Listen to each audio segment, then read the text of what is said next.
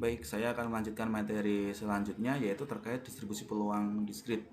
Nah, jadi distribusi peluang diskrit itu ini adalah gabungan dari distribusi binomial yang akan kita lakukan pengulangan percobaannya. Jadi intinya itu sama sebenarnya kombinasi yang seperti yang kemarin Yogyakarta, kemudian apa kemarin? Matematika gitu ya. Jadi semuanya yang memiliki nilai yang sama itu merupakan kombinasi yang berulang. Nah, distribusi binomial itu juga sama seperti itu ya. Inti dari konsep pengerjaannya. Nah, ini ada pengertiannya. Percobaan binomial akan menjadi percobaan multinominal. Jadi, percobaan binomial itu akan menjadi sebuah percobaan multinominal apabila tiap usaha itu dapat memberikan lebih dari dua hasil yang mungkin. Nah, contohnya setiap kali kita mengambil trial kayak kemarin kita bicara kombinasi itu kan berarti urutan itu tidak diperhatikan. Kalau saya punya ABC saya ganti dengan BCA itu ibaratnya itu sama aja. Nah, di sini setiap percobaan itu kan mungkin aja terjadi kayak seperti itu nih. Kan nggak semua percobaan itu hanya bersifat tunggal, bisa aja ada yang seperti itu. Misalkan eh, susunlah kata dari kata kayak yang kemarin apa, anak gitu ya. Misalkan anak itu kan A N A K berarti kita hanya bisa memilih tiga huruf aja karena A di situ meskipun itu ada di depan dan di belakang, kalau itu jumlahnya dua berarti itu ibaratnya kita melakukan pengulangan kata seperti itu. Nah, selanjutnya di sini misal di sini ada juga pembagian hasil output dari pabrik menjadi ringan, berat atau masih dapat diterima. Jadi penggolongan outputnya itu ada beragam jenis gitu loh. Kemudian contoh yang kedua, yang lain ini pengambilan suatu kartu dengan perhatikan keempat jenis kartunya. Misalkan kalau kita memperhatikan angkanya 4, kita nggak boleh dari 52 kartu kita itu nggak boleh keluar angka 4. Berarti ibaratnya 4 merah 4 hitam itu dianggap sama. Jadi itu disebut sebagai multinominal kalau kita itu bicara terkait memperhatikan urutannya atau hasil dari outputnya. Ciri-cirinya di sini percobaannya terdiri atas n trial yang identik sama seperti binomial ya. Jadi percobaannya itu bisa dilakukan sebanyak-banyaknya. Terdapat k jenis keluaran untuk tiap trialnya. Jadi pasti setiap kita percobaan itu akan banyak sekali hasil pada setiap trialnya. Jadi nggak cuma satu aja. Kita harus minimal minimal dua lah. Kalau dua itu kan kita sudah punya dua keluaran. Nah, yang ketiga itu P1, P2, P3 dan PK yaitu peluang dari masing-masing keluaran bernilai tetap dari satu trial ke trial yang lain. Artinya ketika peluang itu kita jumlahkan nilainya itu harus sama dengan satu. Semua trial bersifat independen atau saling berhubung, terikat. Kemudian variabel random yang kelima, multinominal adalah Y1, Y2, Y3, YK untuk setiap K-nya jenis keluaran. Jadi setiap keluarannya itu nanti disebut sebagai hasilnya itu disebut sebagai dengan Y1, Y2 dan Y3 variabelnya dan seterusnya sampai YK. Nah, persamaan umum multinominal itu berbeda sedikit dengan yang binomial. Bedanya tapi hanya sedikit sekali. Malah malah ini lebih mirip seperti yang kombinasi dengan kemungkinan yang sama kayak yang kemarin di Yogyakarta hanya ada 3, Y-nya ada 2 dan seterusnya ya. Maka di atas ini ada disebut sebagai n faktorial dibagi dengan Y1 faktorial, Y2 faktorial, Y3 faktorial sampai dengan YK faktorial. Jadi ini kemungkinan-kemungkinan yang akan terjadinya. Kemudian dikalikan dengan P1 pangkat Y1, jadi peluang dikalikan dengan nilai yang akan diharapkan gitu ya. Kemudian misalkan ini P1, P1-nya itu misalkan 10%. 10% itu peluangnya misalkan aku mau keluarnya itu 2 gitu, 2 gambar kalau kita bicara uang. 30%, 30 P2-nya 30%. Aku mau Y2-nya itu 3, gambarnya 3 gitu, bisa aja kayak gitu ya. Dan seterusnya sampai dengan YK. Nah, keterangannya di sini dengan P1 adalah peluang keluaran ke I dalam trial tunggal. Artinya di sini ada banyak sekali trial kayak gitu ya. Kemudian P1, P2, P3 dan sampai PK itu harus sama dengan 1 kalau dijumlahkan. N-nya sama dengan Y1, Y2, Y3 yaitu N-nya adalah banyaknya trial. Makanya di atas ini N faktorial. Y1 adalah jumlah kemunculan keluaran ke I dalam N trial. Kemungkinan kemunculan yang mau diinginkan itu berapa toh dalam trial itu kayak gitu. Saya lanjut. Nah, untuk menghitung min dan varian itu berbeda dengan yang kemarin. Kalau yang min, sama kayak yang kemarin, nggak ada bedanya. Ini yang multinominal positif karena nanti ada multinominal negatif ya. Nah, di sini mu I sama dengan N dikalikan dengan PI dan variannya sama dengan N dikalikan P dikalikan dengan Hi atau Hi-nya. Di sini kita nggak bahas Hi. Kita pakai dengan 1 min PI. Sama kayak kemarin, nggak ada bedanya. Tinggal dimasukkan aja N-nya, peluangnya untuk mu, kemudian untuk varian N dikali P tinggal dikalikan lagi 1 min P-nya. Atau kita ketemu Hi.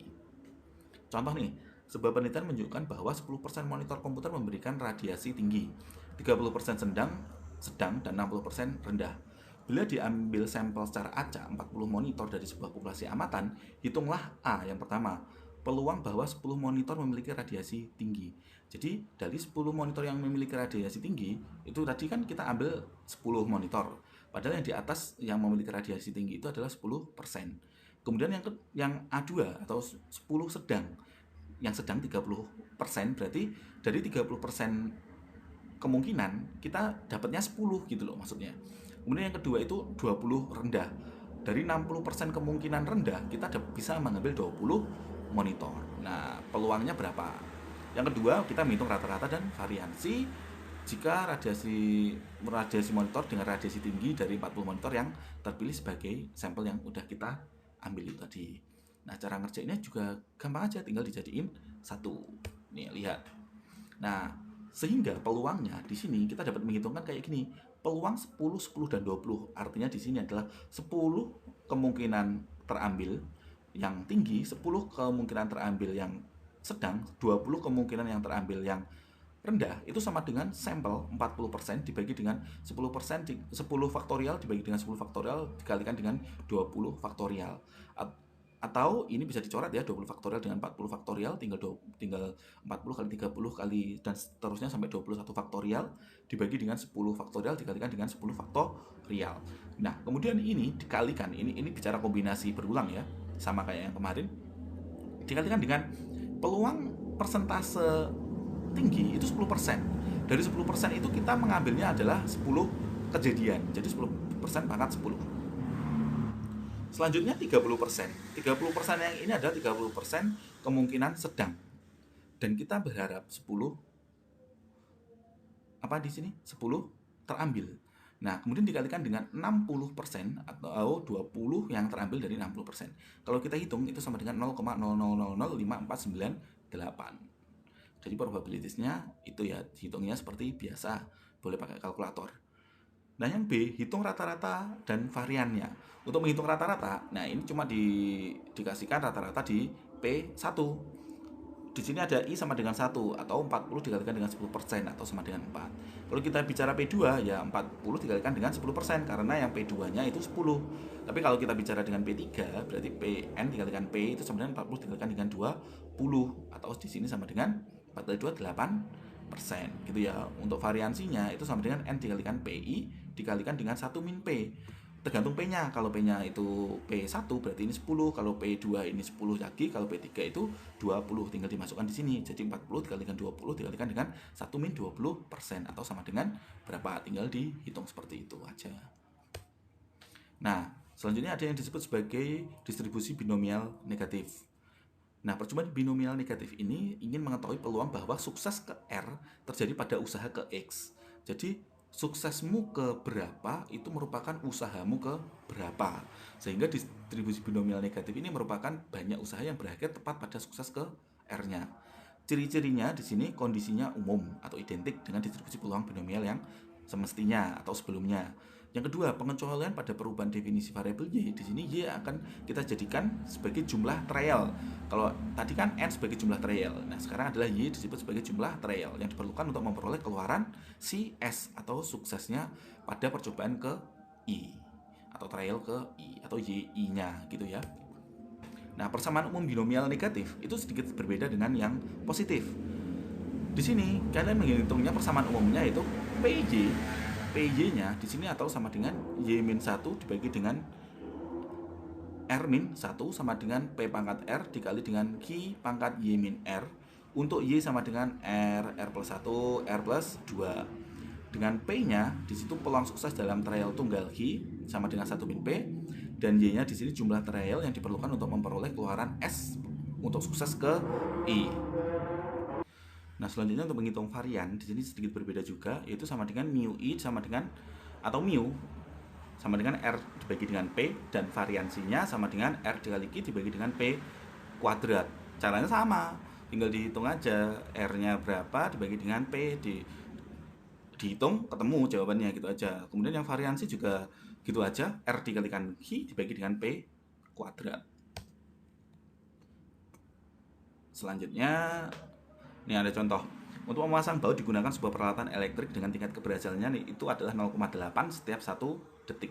Jadi ketika kita memasang satu baut dengan menggunakan mesin elektrik, gitu ya, itu dalam 1 detik itu kemungkinannya kita akan berhasil adalah 0,8, bisa jadi 1 detik lebih. Nah, jika operator gagal memasang baut dalam selang waktu 1 detik pertama, tingkat keberhasilan pemasangan pada selang waktu 1 detik kedua dianggap tetap 0,8 atau 0,8 peluangnya atau 80%. Nah, dalam satu rangkaian assembly terdapat 4 baut yang harus dipasang. Jadi, yang pertama, tentukan distribusi probabilitas Y, yaitu waktu yang diperlukan untuk memasang keempat baut dalam satu rangkaian assembly atau percobaannya. Di sini, berarti dalam satu rangkaian kita membutuhkan 4S gitu ya. Jadi 4-4-nya itu harus sukses. Yang B, peluang bahwa waktu yang diperlukan untuk memasang keempat baut adalah 6 detik. Logikanya kalau 6 detik, berarti kan kalau satu baut itu suksesnya itu 1 detik, atau kita bicaranya itu 1 detik itu 80% suksesnya. Kalau kita diberi waktu 6 detik, berarti kan di situ ada 2 detik yang digunakan sebagai backup atau gagal, gitu kan. Artinya kita bisa menganalogikan, berarti kita harus dalam 6 detik itu, dalam satu rangkaian itu kita harus sukses sih, berhasil nih. Tapi dengan 2 catatan, 2-nya gagal. Jadi tetap terpasang 4 baut. Nah, yang pertama, kita tahu R-nya sama dengan 4, P-nya sama dengan 0,8, Q-nya sama dengan 0,2. Nah, kalau kita masukkan ke dalam persamaan, berarti kan Y-1 dibagi dengan R-1 sama dengan harus P pangkat R dikalikan dengan Q pangkat Y-R. Atau sama dengan Y-1 dibagi dengan 3 sama dengan 0,84 dikali 0,2 Y pangkat 4. Nah, Y-nya berapa? Untuk menentukan Y ini, berarti kan kita bisa menglogika. Kalau dalam satu rangkaian itu harus terpasang semua, berarti kan kita membutuhkan 4 detik. Berarti kemungkinan kita bisa melakukan keseluruhan pekerjaan itu dalam 4 detik, itu berarti kita tinggal ganti Y-nya sama dengan 4. Berarti 4 kurangi 1 dibagi dengan 3, atau 3/3, atau sama dengan 1. Sama dengan 0,8 pangkat 4 dikali 0,2 4 min 4, atau 1 juga ini akhirnya 0,2 pangkat 0.